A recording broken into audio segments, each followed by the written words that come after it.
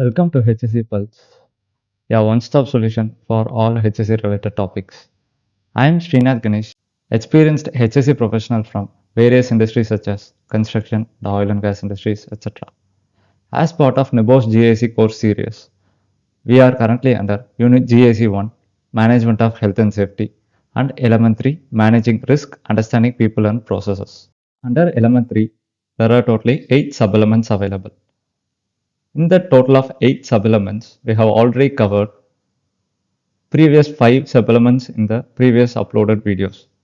Kindly refer that videos for the knowledge regarding to the previous 5 sub-elements. This video is totally going to be sub-element 3.6, Safe Systems of Work. Also, as part of NEBOSH GIC course series, we are going to cover complete syllabus in the upcoming videos. Kindly subscribe to HSC Pulse so that only further uploaded videos will come as a notification to your YouTube. Let's go into the video and discuss the topic in a detailed manner. Under element 3.6 Safe Systems of Work, we are going to see the following contents. Introduction to Safe Systems of Work, Worker Involvement, Written Procedures, Technical, Procedural and Behavioral Controls, Developing a Safe System of Work and Monitoring the System. Introduction to Safe Systems of Work. A safe system of work, shortly called as SSOW, is a formal procedure based on a systematic examination of work in order to identify the hazards. It defines safe methods of working that eliminate those hazards or minimize the risk associated with them. For example, if we take one work bench, for that work, what are the sequential steps? Analyzing the sequential steps, what are the hazards, risks involved in the each step? Analyzing all these things, developing the safe system of work procedures. So that is called as safe systems of work. So let's see in the upcoming slides in a detailed manner. What are the factors to be considered when developing a safe system of work procedures? There are four categories: people, equipment, materials and environment. These are all the factors we need to consider. Under each of the categories, what are the things in a detailed manner we need to consider? For example, when we take people, who is the safe system of work procedures developed for? What level of competence or technical ability should they have? Are there any vulnerable persons involved? How many people are working on the task, etc. Coming to equipment wise, what plant or equipment will be worked on? What equipment will be used? What safety equipment will be required, such as fire extinguisher and so on? What are the hazards associated with the job and the equipment, etc. Then coming to materials wise, what materials will be used or handled during the work? What are the hazards of the materials? How will waste be disposed of, etc. Then coming to environment wise, in what type of environment will the work take place? Whether adequate space is available, proper illumination is available, proper indoor temperature is maintained or not, and whether these environmental issues increase risk or need to be controlled. So analyzing these factors only, then we need to write a safe system of work procedures. Worker involvement. Involving worker during development of a safe system of work procedure will enhance the quality of the safe system of work procedures. So let's see. The practical knowledge of the workers and skills provide a valuable source of information about the nature of the risks present in the task, including the unusual ones and safe methods of working. And methods of working, which further help to demonstrate whether it is safe or not. If it is not safe, we can able to convert it into a safe method. The workers' ideas help to assess the plans and the written documentation, and it also helps to provide feedback on the effectiveness of the system in practice. Enables workers to gain a deeper understanding of the hazards and risks by involving them also in writing the safe system of work procedures. It also encourages ownership of and commitment to safe working methods among the workers. And involving them in the writing the safe system of work procedures help to develop a positive health and safety culture. Written procedures. Documenting safe system of work procedures provides a precise reference for all workers and ensures consistency of method, especially as the procedure it may be complex or detailed manner. It also can be used as a reference for the usage in delivering the training to the workers periodically and providing a instruction in safe procedures. It ensures consistency whenever the process is carried out. Whenever doing the process, if any person is unaware of how to operate the machine or how to do the task, then in that case, written safe system of work procedures will help as a guidance.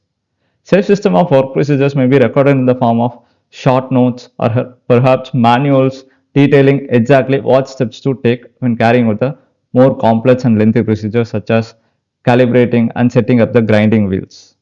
Whenever you purchase any equipment, there will be user manual associated with the equipment.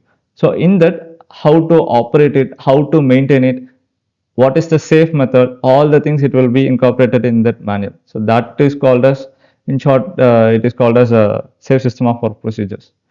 Then safe system of work procedure documentation can be accompanied by checklist for employees to use as a method to ensure that all correct steps are taken and to tick off details before continuing with the next step or starting operations. Written safe system of work procedures also establish a standard that it can be audited against and provide the employer with a written record which may be required for legal claims or any other legal reasons such as incident investigation or during enforcement action. Technical, procedural and behavioral controls. Safe system of work procedures will involve all of the elements of the control that identified earlier in the general hierarchy of controls. Previously, we have seen under the risk assessment topic what is meant by hierarchy of controls. It includes 5 control categories: elimination, substitution, engineering control, administrative control, then finally personal protective equipment. In the safe system of work procedures, it includes all the things: technical controls, procedural controls, and behavioral controls. Technical controls, it means which is directly applied to the hazard in order to minimize the risk. This may involve fencing or barriers of different kinds to isolate workers from the hazard as far as possible, or security devices built into equipment to stop its operation if there is a fault. So technical controls mostly focuses on the engineering controls as per the hierarchy of control. Procedural controls, the way in which work should be carried out in relation to the hazard. This will specify the task involved, their sequence and the safety actions and checks that have to be taken. Often procedures will relate to the operation of technical controls. Behavioral controls.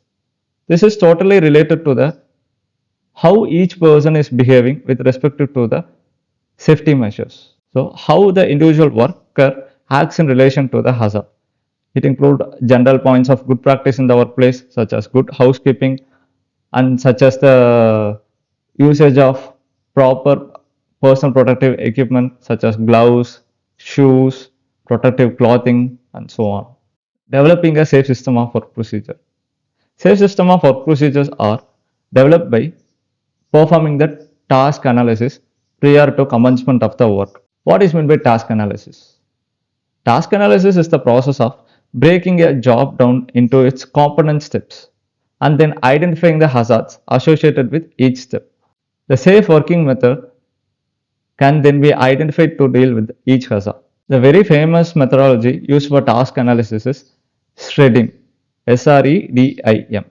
So it represents the following. First, select the task to be analyzed, record the steps or stages of the task, evaluate the risks associated with each step, develop the safe working method, implement the safe working method, finally monitor to ensure it is effective. So these steps we are going to see one by one in detail. So first select the task to be analyzed. I consider one example. A wheel in a car need to be changed. This is the example. So record the second step, record the steps or stages of the task. For the wheel to be changed in the vehicle, first the vehicle need to be come and park in the proper maintenance area. Then it need to be lifted using the hydraulic jack lift or any other equipments. Then a support need to be given using a proper jockey related items to provide the support if the wheel is removed. Then we need to remove the wheel and change it with the new wheel. So like this, we need to split up the task into its components. Next, evaluate the risk associated with each step. Then we need to understand what is the risk. For example, whether handbrake has been engaged while the parking of the vehicle, then whether during the changing of wheel ignition source is off, whether the ignition switch is turned off. So like this, we need to analyze each of the risks involved in that. Then development of the safe working method. Introducing controls and formulating procedures. Implementing the safe system of work procedures requires workers to adopt the new working procedures and use all identified controls. Consult with the workers and involve workers also in the development process so that they are able to raise objections and concerns at an early stage itself. It also helps to gain ownership of the new implemented methods by the workers. Instruction and training. A key step in the implementation of any safe working method is the provision of information, instruction, and training. In some cases, if the workers have the competence to interpret and correctly follow new methods, simply informing them of the changes to the existing methods will be enough and sufficient. In other cases, detailed theoretical and practical training will have to be provided to ensure that the workers understand and can apply the safe working methods. Monitoring the system. The last step of the task analysis process is the monitoring. Once the safe working method has been put into place, it should be checked regularly and periodically. Why? Because materials handle may change, tools may change for working. So we should regularly review it and update the necessary changes. This is to ensure that new safe working method is being correctly followed and applied. If not followed, then supervision must be improved. And the new method is in fact it is safe or not, and if it is not, then it will have to be reviewed and amended accordingly. Reviewing the safe system of work procedures. When we need to review the safe system of work procedures? At regular intervals of time. As per the company policy, it will be clearly mentioned in the company policy. Every 6 months once or every 1 year once, certain documents need to be reviewed, such as health and safety policy or safe system of work procedures and risk assessments and so on. So as per the company policy, we should review the safe system of work procedures at regular period of time. Whenever any new machinery is introduced, then we need to review it. Whenever any changes in the materials has happened with the equipment, then we need to review. Whenever there are any changes in the working patterns, for example, morning 8 to 5, the machine is operated. Suppose if there are any change, now double shift they are going to operate the equipment means, then we need to also review it.